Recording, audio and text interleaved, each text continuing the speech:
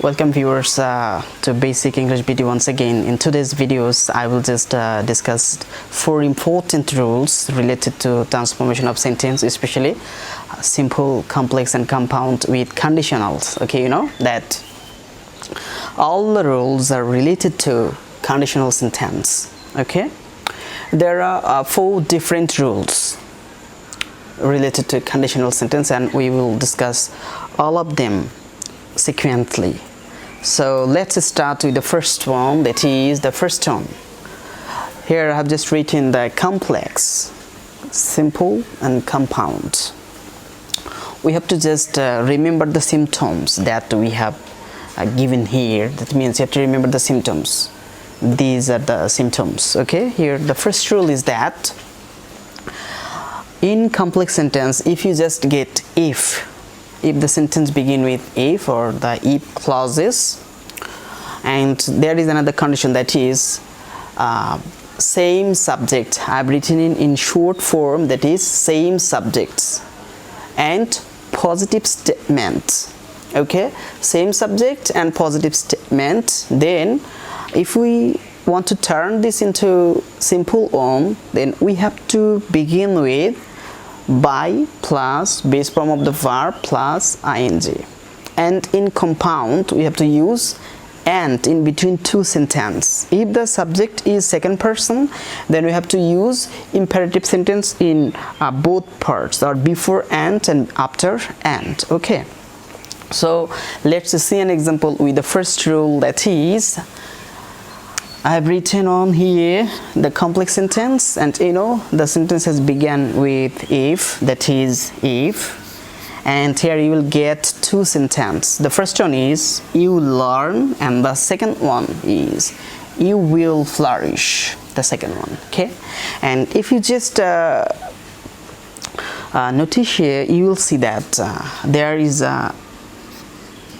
the same subject in both of the sentences. Here you will get you, and in the next sentence you will get the subject you. That means in both sentences we are getting the same subject. That means same subject. At the same time you will get the positive statement. Okay, so positive conditionals having same subjects. Okay, and if we just want to transform this into simple, what we have to do, let's see. Simple, we have to write like this. At the place of if, you know, the if clause may come at the beginning or it may come at the end. That means after the principal clause. It may come before the principal clause, as you can see here, or it may go after the principal clause. Okay, wherever it may come, we have to use by at the place of if. We have to use by at the place of if. So here we have to write by. Okay, and the subject will be removed, and here the verb that you will get in the if clause, we have to add ing with the base form of the verb. Here the verb is learn, the base form is learn also, L-E-A-R-N, learn, and then you have to use ing with that. So by learning, and you know that the principal clause should not be changed. It will remain in the same form. By learning, you will flourish. Very simple. Okay, and in case of compound, I've already told you that if you just get the subject, that means you in the same in both the sentences, then we have to write the imperative sentence before and after and. So here the compound will be like that. Compound. So you know that when the subject will be the second person, and if you just want to make it imperative, then we have to remove the subject and I have to use the base form of the verb. So here the base form of learning will be learn, and you know in case of compound you have to use and. Here you can see and, so and will come here, and the imperative of this part will be just subject and helping verb will be removed, only the base form should be used here. And learn. That is, sorry, here we have to write this verb, flourish. Okay, very simple. So the trick is that if you get if clauses in complex sentence, you have to notice that whether the statement is positive and if it has the same subject, that means same subject. The first condition is that in complex sentence there must be if, at the same time there must be same subject in both the sentences. At the same time the sentences must be positive, and only then we can transform this into simple by using by plus be1 plus ing, and in compound we can use and. Okay, so this is the rule number 1, and next rule, that is rule number 3. This is a little bit different from the first one. That is, in the first one you will get the same subject, positive statement, but in the second rule you will get same subject. You will get same subject but negative statements. They are nearly similar, but only with the difference is that here you will get a positive statement and here you will get negative statement, and the rest of the parts are the same. And just for being negative we have to use without in simple, and or otherwise in case of compound. So let's get an example here. Okay, I'll write an example here. Before that I have to vanish this one. You will get an example like this. If you just write like this, the same sentence, if you just write the same sentence like this: if you don't learn, okay, you won't flourish. You know, I've written the same sentence, only with the difference is that here we are getting if, the same subject, but negative statement. They are not the positive statement. Okay, so here in order to turn this into simple one, we have to use without, you know, without. So let's write simple without, and then we have to use ing. We have to add ing with the base form, then the subject and the helping verb will be removed in simple sentence, and we have to use ing with the base form of that verb. Okay, without learning, and the rest of the part will remain unchanged. That is, you won't flourish. That's all, very simple. Okay, and in case of compound, as you are getting the second person, then we have to use the imperative sentence in both parts, before and after and. Okay, and that is the first verb is that learn,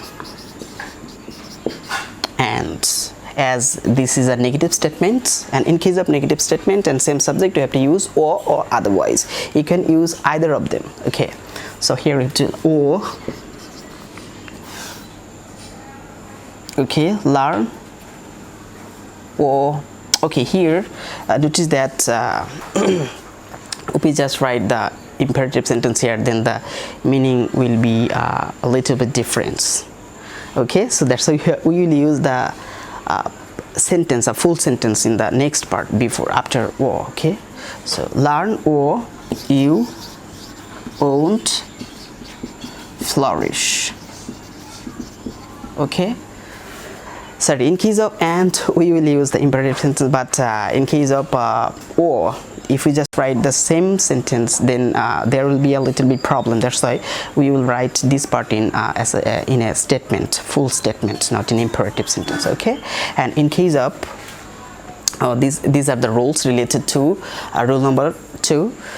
Rule 1 and 2 is nearly same, only with the difference is that in first rule you will get everything is positive, same subject and positive statement, but in rule 2 you will get same subject but the negative statement. Okay, and in case of rule 3, there is a huge difference. This is not the same as rule 1 and 2. Okay, here you will see that in rule 3 you will get if, of course you will get if, but different subjects. If but different subject, and here you will get positive statement, and here we have to use in case of and the positive form of the subject and the rest of the part, and in case of compound you have to use and. Okay, so let's see an example here. So here in rule number 3 we will get if but the different subject, and the statement will be the positive. That is, if I just write like this, if you play the guitar, okay, if you play the guitar, I will sing a song. Okay, you know that we are getting the same positive statement with if but the different subject. Here you will get the subject you, and in the second sentence you will get the subject I. So this is the main difference, that the subject will not be the same and the meaning will be positive. That means positive statement but different subjects, and in that case we have to use in case of at the place of if, in case of simple sentence. Okay, so we have to, at the place of if, we have to use in case of. Okay, and whatever subject may come after if, we have to use the positive form of the subject, that is of your. You know, the positive form of you is your, and you know we have to use the ing form, or you can use the noun form of the verb after positive form. So it's better to use the ing form of the verb. So in case of your, then playing. In case of your playing the guitar, and the rest of the part will remain the same. I will sing a song. Okay, and in case of compound, let's see. Remember that in compound sentence with rule number 3 we have to use same tense, same sentence pattern before and after and. Okay, so better to follow the tense of the principal clause. Okay, so as it is in future indefinite tense, I will write this part into a future indefinite tense. That is, you, as the subject of this part is you, so I will use you here. You will play the guitar and. Okay, here you will get and I will sing a song. Hope you have understood the rules. Very simple. But most of the students would like to make mistakes with this one, because sometimes they think that this is the positive sentence and the sentence has begun with if, so we have to use by plus ing of the verb. No, not like that. You have to be very cautious in this case, because the sentence is very same like the first term, because this is in a positive statement, but the slight difference, not slight, it's a huge difference, that's the subject is not the same. Here we have to give high importance. Okay, let's just see rule number 4. Here you'll get if ... not, that means negative statement, or you can use unless, and here you'll get the different subject. Here you have also got different subject but positive statement, and here you'll get different subject but negative statement. So let's see what happens in this case. Okay, let's write another example here. That is, if I write the same sentence, what will happen? Okay, if you don't play the guitar, okay, and then I will not sing a song. Sorry, I will not sing a song. Okay, here you can see that you have got if, different subjects, and the most important thing is that negative statement. Negative statement. In this case, we have to be more cautious, because in case of negative statement in different subjects, we have to use in case of. In simple sentence, in case of. And the once means the positive form of the subject. Whatever may be the subject, we have to use the positive form of the subject. That is, in case of you, in case of you, and then the ing with the main verb. In case of you playing, that is playing the guitar. Okay, the rest of the part. Sorry, I've made a huge big mistake. That is here we have to write in case of once. That means you, there is another word, that is failure. In case of your failure, in case of a failure, then the infinitive to. Okay, then the base form of the verb. In case of your failure to play the guitar, okay, I will not sing a song. Sorry viewers too for making a mistake over there. Okay, let's see what will happen in compound sentence. Here we have to follow the same sentence patterns before and after, or otherwise. Okay. So let's see.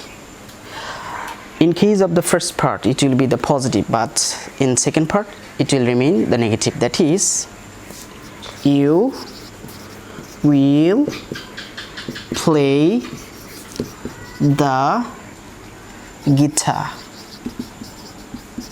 Wow. Okay, the condition is that he will play the guitar, and if he doesn't, he will play the guitar, and if you do not play the guitar, then I will not sing a song. That is, here the next part will be in negative statement. That is, I will not, what? I will not sing a song. Okay, so that's all about these 4 rules. They are very much tricky, but I think if you just carefully watch this video, I think you will get a clear concept about these 4 rules. And if you just can remember this, I think you will never ever face any problems with these rules. That means transformation with if. Okay, and one thing that I would like to tell you, that you will get the questions common frequently from this pattern. So be careful and learn them very carefully. Thank you all.